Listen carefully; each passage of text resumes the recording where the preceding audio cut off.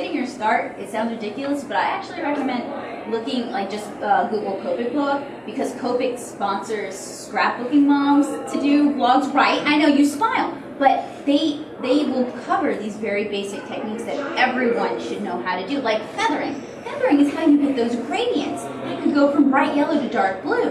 Like, without Copic scrapbooking moms, I would never have learned how to do that. So I thank them. I take them seriously.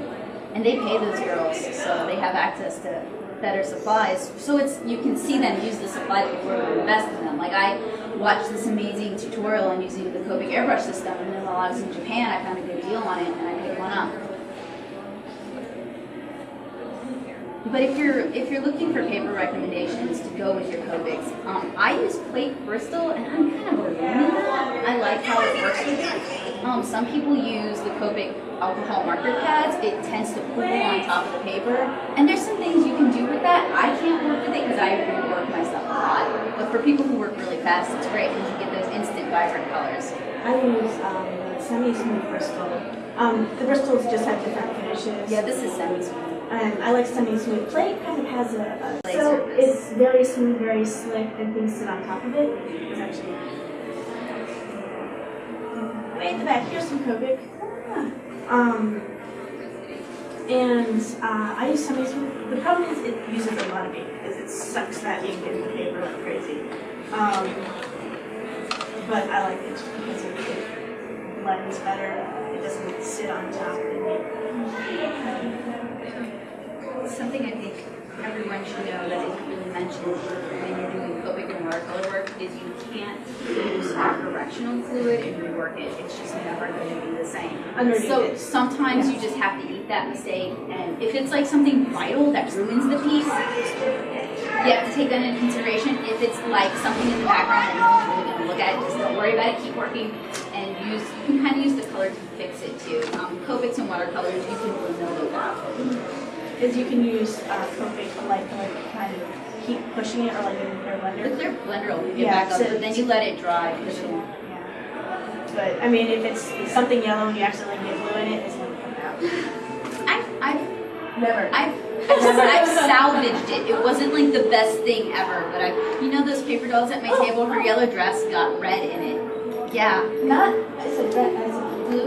Well, yeah, but the yellow red is the most stubborn Copic. Like, whatever pigments and dyes they're using, like, they're notoriously hard to pick up. This is art school! I disagree with you. Strong opinions about materials that no one cares about.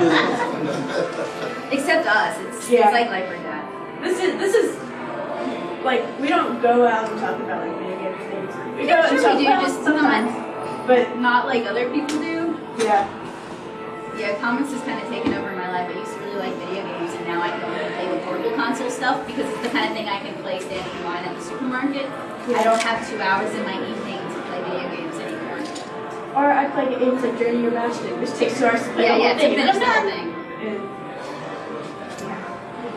Social life, what was that? Yeah, we don't do anything comics making parties.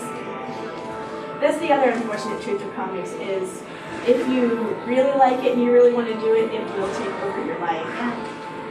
And then you wake up one day with like 5 friends and they're all comic people, and like your 5 friends are all your 5 friends, so your circle is real small. Your significant other who's also maybe into comics, or they're into something tangentially related into comics because that's how you met and that's why you're still dating. That's why they still tolerate you. Or no significant other at all. Just a cat. This is blue tape. It's actually painter's tape, and I use it to mask it off so I don't have to, for like straight edges, so I don't have to be careful. I can just like slop the paint on. And if I still had the tape on this, you can see like there's like ink like all the way to the edge. So when I'm putting down a background, it's just like really fast. Now, do you mark out?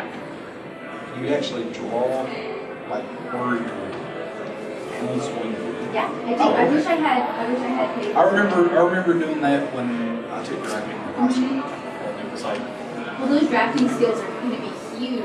How many of our classmates do we know who can't draw a straight line with a ruler?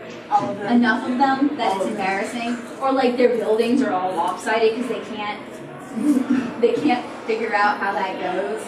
Mike has told me many, many times, you can draw a straight line, you don't need a ruler.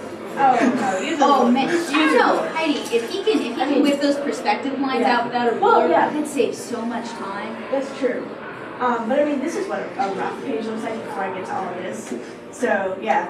It's pink. Yay, I have a sword! Yeah, Yeah, that It's got you pretty much scribbles. read that character right. yeah. That's her entire personality. I have shiny sharp things. Pretty much. She has a shiny sharp thing, and she's going to hit someone Yeah. with it. That's what swords are for, Heidi. So, I just noticed there's a terrible tangent on here, and I didn't notice it until I turned it upside down. But that's good. You found it at an early part before you got invested. That's why you do roughs. And, Well, it's also why you have other people look at your pages, and honestly, they don't have to be comic people. Like, my boyfriend reads my stuff. He's so not. He's CS. He's computer science. He's so not comics. And he's so great at nitpicking it. Because, like, he doesn't have, like, that involvement with manga. So, that, like, he's not, like, super drawn into the story. So he's just like, this doesn't make any sense. I don't understand that. Why is she making that face? What does that even mean? And then I crawl back to my table and cry because he's totally right. And Yeah. there goes my evening. even with comic people, they're like, this doesn't make any sense. I'm like, yes, it does. It's like this. Like, No, it still Nope. doesn't. And that's the thing. If you have to explain it and it's as tight as that is, Yeah. then it's not working and you gotta fix it. Like, your story should be carried even without text. Don't say, oh, the text is gonna save it. It's probably not. Most people are like, TLDR, didn't read that. that's the other thing is when you actually write text for comics, be as concise as possible. Oh yeah, that text mounts up real fast on that page. Not all our students requirements. No. In fact, the better writers don't. Like, I'm working with some of my work right now. Like, he's doing the writing and I'm doing the art. He's so good. Just with one page. He also has a lot of Yeah, he's panels actually- on that page. Yeah, and he's a novelist. So he can write well, but there was one page that had 4 panels, and on the right side was character, and on the left side was text. It was just text, text, text, text, text. Like, I thought there was going to be some background here. No, it's just wall of text. Be concise. Yeah, that's been rough for me. When you're writing your script, some of us have a tendency to write more than one action in a panel. Like, he goes to pick up his soda, he takes a drink, he takes a bite of his apple. Can't do that. One action. Just one action. And see, it's fine if you're writing for yourself and you're going to draw it and you know you'll be able to figure out what you want from that. You can't give that to someone who still wants it. Even if they're nice, they'll just be like, no. Can't have that. You don't need those cheat codes at the moment.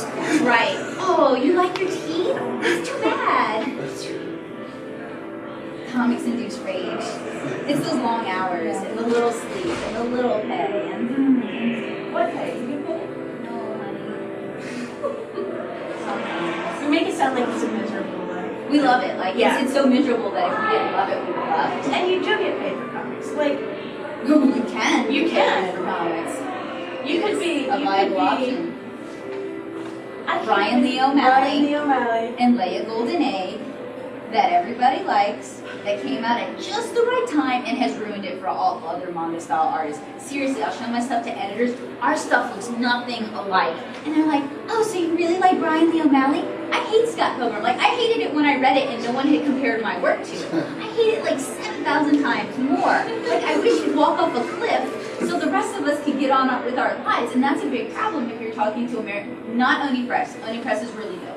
But if you're talking to other American publishers, they're really like so about American manga. I don't know if any of y'all have like the Tokyo Pop thing with Rising Stars and manga. Some of us were old enough to remember that contest and being excited about it, and then seeing Stu Levy just kind of run that company into the ground and kind of hurt some of his creators. And that's a big reason why we can't have nice things in this country and why we don't have our own version of Avatar. Thanks, Stu. But that's where self-publishing comes in, and Kickstarter comes in, and webcomics come in.